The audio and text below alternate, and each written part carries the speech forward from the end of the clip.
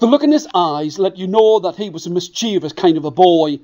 There was never anything good that he would do, and he would be remembered for being bad.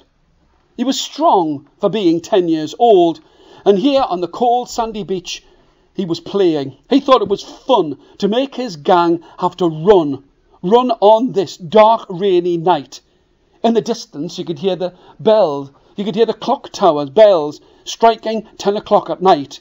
He was running happily, faster than everybody else. He lived beside the beach, behind a dune, and he loved to be there, but the people that he liked to boss about the most were his younger brothers. Year 5, full story, starting with when. What I'll try and do is point at the words as I say them, and say the story at the same time. I know I'm a man, but I'm going to try and do two things at once here. So here we go. On this dark and rainy night, you could hear the clock strike 10 in the distance. But this boy was there with his gang. They all wanted to be like him. He was bad and mischievous, but strong. And although he was only 10, he was the leader of them all. And on this cold and sandy beach, he was playing. He didn't mind getting wet. He lived behind the beach. And if he got wet, he could go home and be dry in no time at all. He loved to boss about his younger brothers. But here, running happily, faster than everybody else, he was running. And as he ran, he left the rest of them behind. He'd always been terrible, but never more so than when he'd lost his only friend in all of this world. As he kept running, there was a light in the distance. He thought that it was a beach hut. He saw it by the side of the sea, and he wondered if it was something that he'd never seen before. And as the lighthouse, with its bright red light, shone, he got closer to it and saw that it was a boat. It looked gigantic in the dark, and he got inside of it.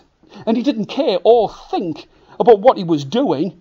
He just started to pile bricks inside. He thought that he would go sailing off into the middle of the night, but it was dark and it was rainy and he could not see where he was going. As he picked up the bricks, they had green seaweed at their sides, the sides that had been rounded by being rolled over in the sea. He thought, I don't want to go too far.